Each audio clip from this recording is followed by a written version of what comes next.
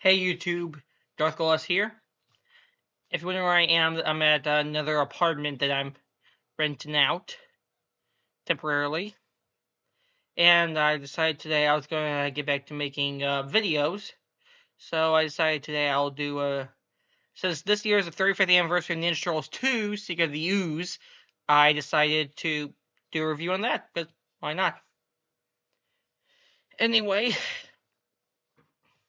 as we all know, it's the second film in the Ninja Turtles film series after the 1990 film, blah blah blah, starring lots of long cast. I know cast if you count the voice and suit actors, but yeah, the plot takes place a few months after the first film, where the Turtles find out that the Foot Clan and Shredder are back and have to go fight them again.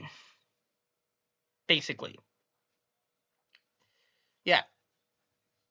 I actually didn't know that film existed initially because I'm a 2000s kid. I was born in 2001, so I already did watch the first film, but I didn't know the second film existed 2 years later.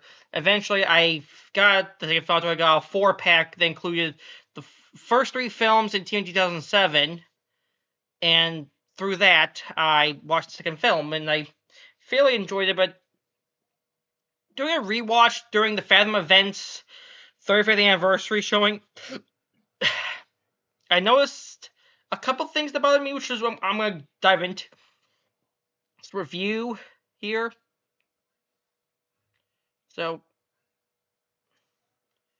I mean, it's still on my list of favorite action movies at around number 16 on my top 30 favorite action movie list, which I do have in the notes app on my phone.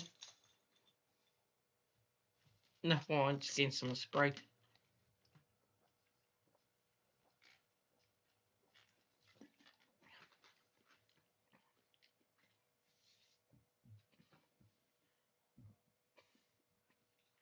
Anyway, like the film came in 1991. Let me check. And it did fairly well at the box office. So, the reason the film is called Secret of the Ooze is because the film deals with ooze. Well, not with ooze. Well, one thing the Turtles find that the Shredder wants this ooze from this company called TCRI that's made by the scientist played by David Warner called Dr. Perry or Professor Perry or something like that. And that's when Splinter, who's played by Kevin Clash, who if you don't know is the guy who does Elmo, or did Elmo in 2012 when he got in trouble for something. I don't entirely know what it was, but whatever. And that's when the Turtles find out that the ooze is what made them. I know, not that big of a secret revelation, but I'll get to why it's called Secret of the Ooze in a bit. But, yeah, so, the Turtles in the beginning of the film also shown to be living with their ally April Neil, this time played by Paige Turco instead of Judith Hogue, because I think Judith Hogue had like a falling out with the producers and directors of the film or something. So that's why she left. So in the film, she's now played by Paige Turco, and they're living in their apartment temporarily, and they've been ordering pizza. And then at the beginning of the film, their pizza boy, played by Ernie Reyes Jr., who I did get to meet at Comic-Con. I have the autographs from the 90s Turtles right here. Give me a sec. Come on. My autograph booklet's here. Here, I'll show you Ernie Reyes Jr. because he was in the first film, but you didn't know he was in the first film. I'll show you what I mean once I find the right page. He's a suit actor for Donatello here in the first film. Some autograph of Donatello here. He played here pizza guy. So at the beginning of the film, when on his way to delivering pizza, he sees these he's robbing this place, so he tries to stop it, which gets him but he is outmatched by these thugs until the Ninja Turtles show up and kick their butts. And which just gets me to another thing the film has issues with. A lot of people complain of the film the Turtles don't get to use their weapons, which was because some parents complained of the first film about the film's violence. So that's why in the second film they toned it down by having the Turtles not use their weapons. I mean, I'm not too bothered by that, considering you can't really do much with those weapons because of it being aimed for kids. So you can't have them kill anyone unless you want to make it full R in like the Mirage comics. So you gotta do what you gotta do. Excuse me. So then after this, the director plays and kind of recap the last film and stuff with Blender in April and stuff, and then the shows because you remember the last film the Shredder gets killed because he gets knocked off the roof by splashing into a garbage truck where Casey Jones pulls the thing and it crushes Shredder's of the truck. Well, the second film it reveals he survives it as he finds his Foot Clan as well as now being led by Second Command Tatsu, and they all agree to work for him again. And Shredder gets a new deco in this film. Like in the first one, he wore like a red outfit, and this film was like a purple outfit, and his helmet is now has these spike things on the rims of it for visual flair, and he's played by a different guy this time. Instead of James Saito in the first film, it's now Francois Chow in this film, who's been in a bunch of stuff, like he's been in Lost and some other stuff. Anyway, so Shredder wants this film. He wants the stuff at TCRI, which he has his thugs steal after they get into a fight with the Turtles at the TCRI Foundation. He has this mutagen, which he uses to mutate this snapping turtle and a wolf thing into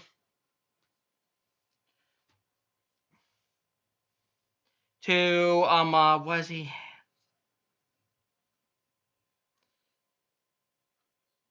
Into these giant monsters, which are supposed to be stand-ins for Toka for Bebop Rocksteady because they couldn't get the rights to them, so they had to make up their own original characters with Toka and Razar, which I'll get to in a sec. Like, I want to talk about the Turtles' chemistry. I kind of felt like we don't get too much of the Turtles being developed or much as characters in the film. Like, it's not just the film's detriment. I just kind of wish there was a bit more to develop the Turtles as characters. Like, there's stuff. I felt I mean, and I guess I just wish they wouldn't have so many corny jokes as well. Film, because the corny jokes kind of got on my nerves. Which I'll give an example here.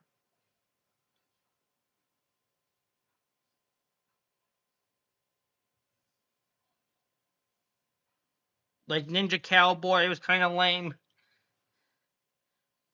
Him in this line saying, "Look, it's Raph, a little too Raph." I don't know, that felt a little too cheesy. See, I just kind of wish I had a bit more serious dialogue.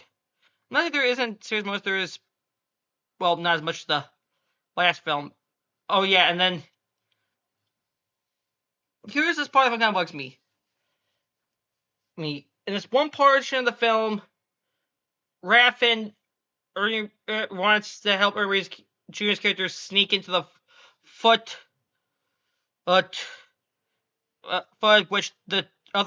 Leo and Splinter refuse to let happen. Then after getting into an argument with Leo, they just let him walk off again, which I don't know why, considering the last time he walked off in the first film, he got his rear kicked by a bunch of foot ninjas and almost died. And then later they don't know where he's at, even though he literally said earlier he wanted to go with Keno to the foot place, so yet they don't know where he is. That part kind of bugged me on how they're being kind of neglectful of their unit there. That part kind of bugged me. Where how they just let him go off and then act like they don't know where he is, despite him earlier telling them that he wanted to go off with Kino to bring it to the Foot Clan. Which, of course, Raph gets captured, and the Turtles just sneak in to save him. Also, I'll take a brief minute here to talk about the suit effects are pretty good. I like the suits, the practical suits made by Jim Henson's Creature Shop, and this movie was dedicated to Jim Henson, which is good because he was a legend. We all know him. And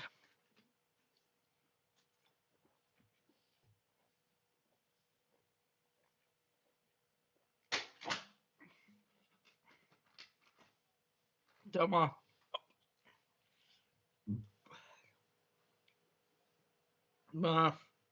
voice acting's pretty good with the Turtles and such. And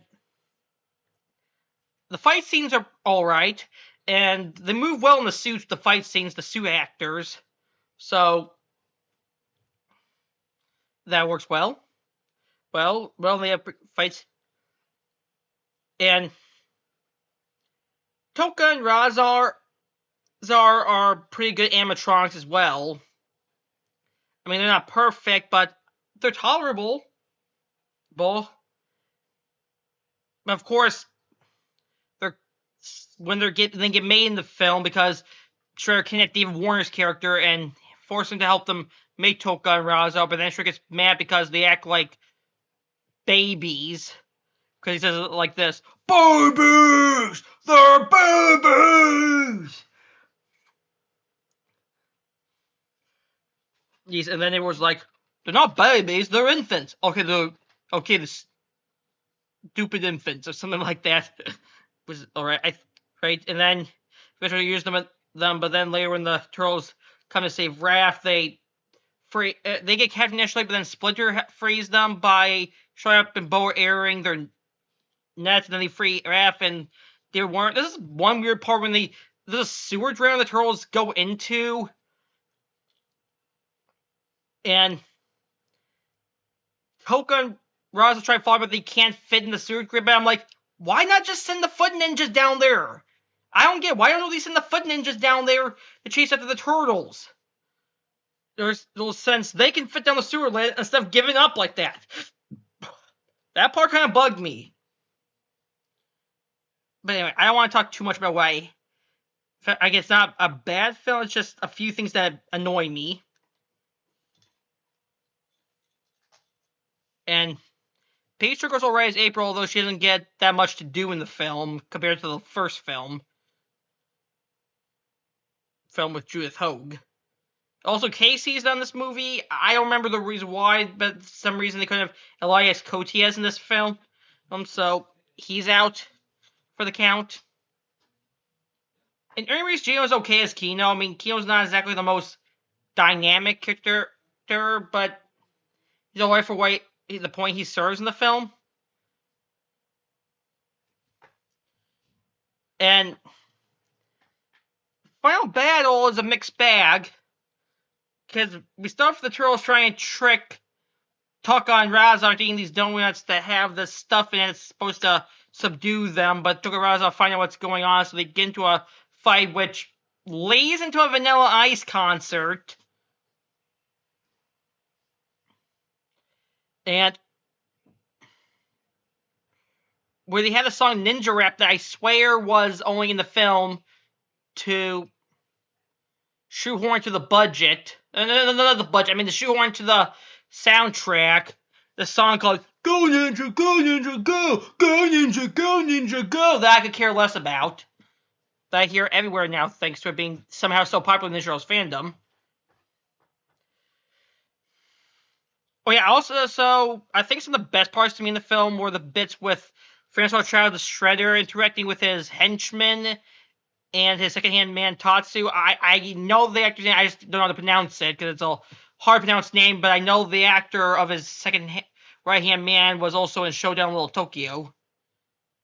Ironically, as that film's villain's right-hand man, which is interesting. And I'm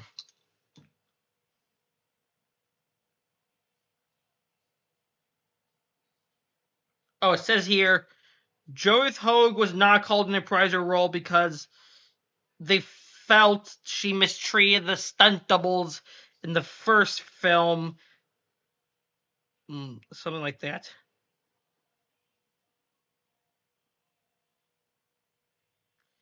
And let's see here. What else can I see about the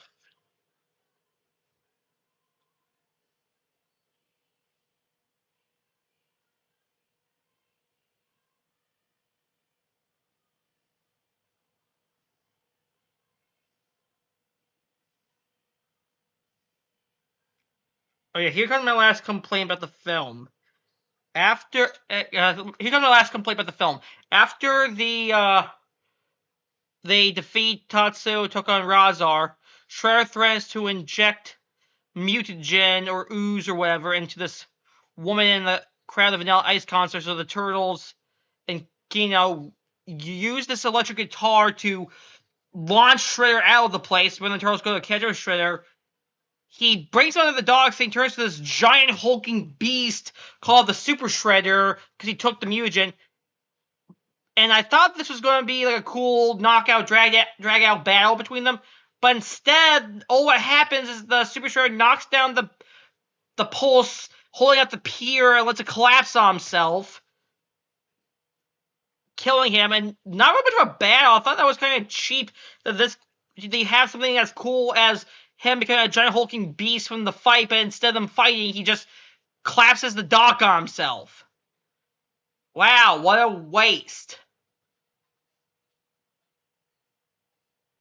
And the ending just has the turtles tell Spiller what happens, Spiller makes a joke, and the film ends. So yeah, again, I have a love-hate relationship with this film. Like, I do like the effects, some of the performances, and such, but again, there's still a little ounce of missed potential to this film, where they could have had a better final fight scene, or they could have had bits with the turtles developing a little more, because the turtles in the film are kind of static. Like, you don't get much development with them in this film.